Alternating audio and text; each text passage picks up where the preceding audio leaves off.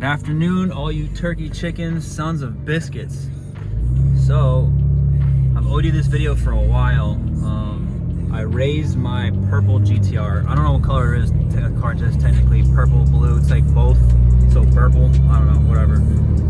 But yeah. So I raised the purple GTR up, and I did that mainly because when the car was even lower, all my body panels, so the GTRs have under tray panels going from the front of the car all the way to the back of the car.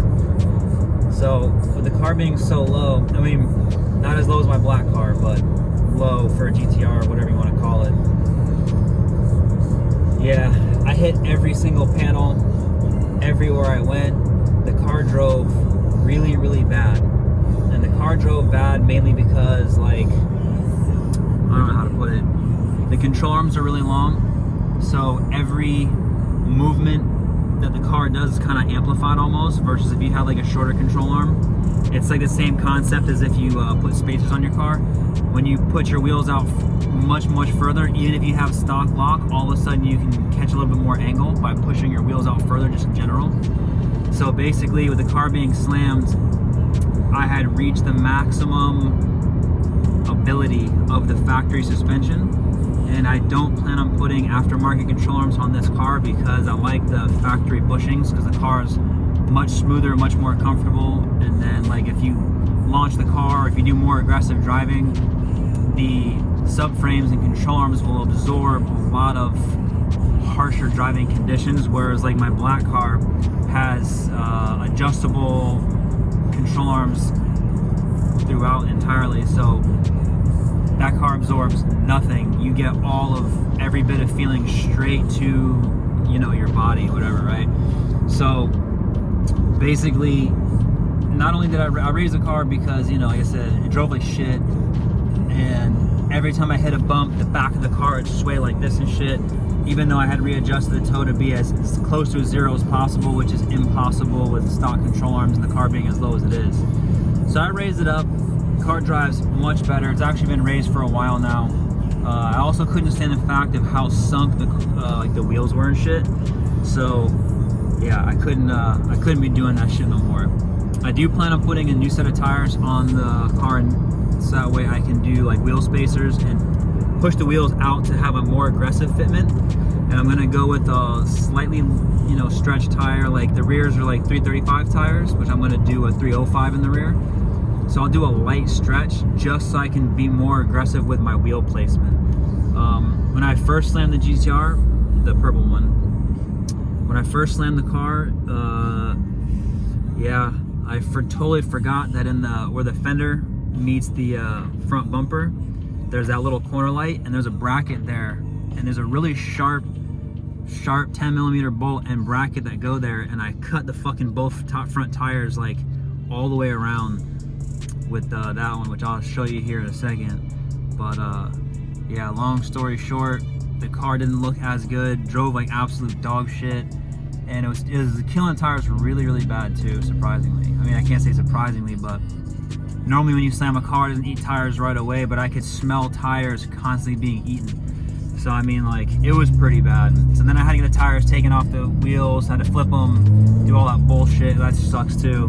Those are hard to fight on the tire machine, which I didn't do that part. I had to do send that shit to the discount tire local to me, luckily, because they have a touchless tire machine, which made it a lot easier, and I get to balance the wheels, you know what I'm saying? So yeah, with that said, I'm gonna do a couple like little what you would call it, do a couple like little videos of the car walking around it, so you can get to see what the car looks like for yourself.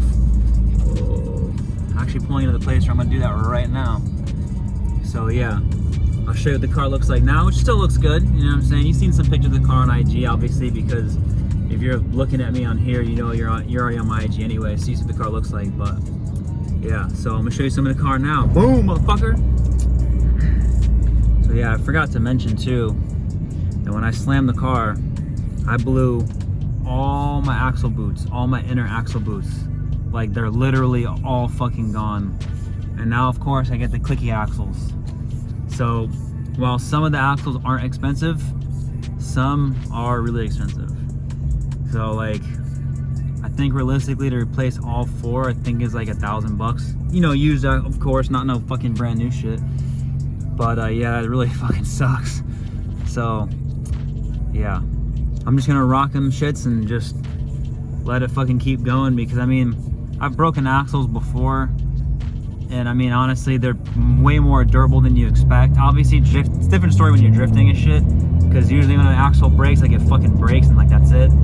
But being that you drive in the car, you'll progressively notice it getting worse and worse, louder and louder, you know, vibrate and shake and all kinds of shit. So there's a lot of signs of like when it's like really time to change it.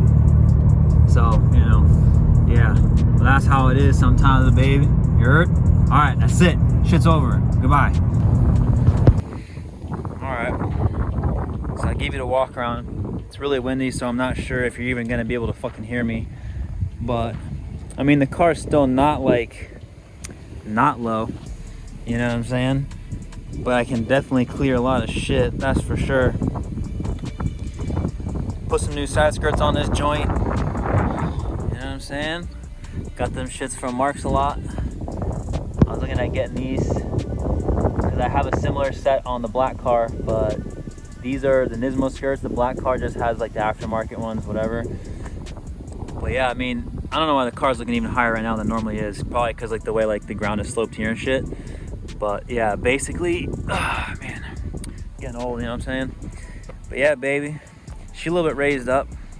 And as you can see, before I was pretty much tucking the body to the rim, so I've raised it up probably 1.5 inches or so.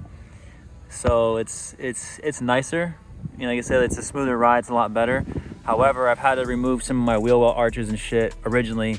I put some back in, but I had to like cut them and like reduce them in the front. I had like a lot of little modifications and shit.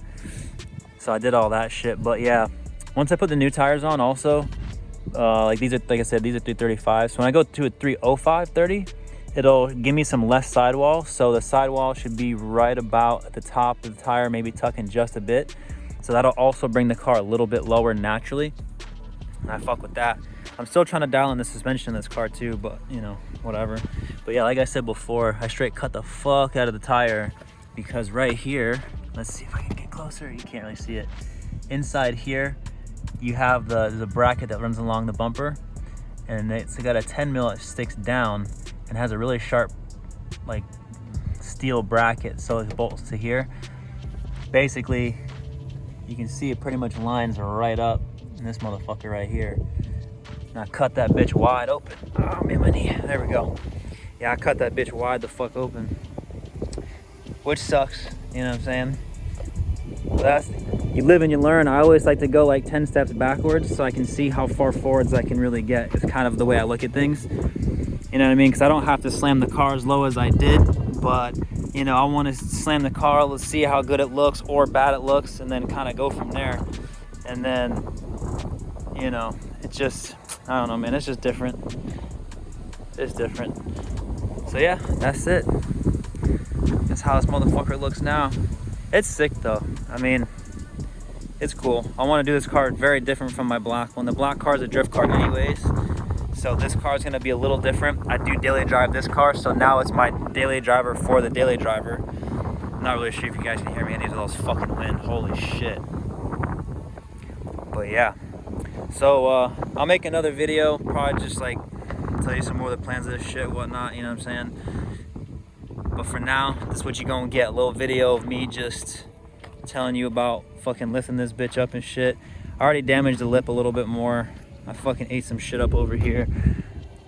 You know what I'm saying? Another reason why I like the factory non-fiberglass bumpers, which is, you know, my black GTR will show you it's got fiberglass and carbon bumper everything, so that's why it's all destroyed and shit. So yeah, motherfuckers, give you this little video real quick because I owe you guys technically a shitload of videos that I haven't been fucking doing.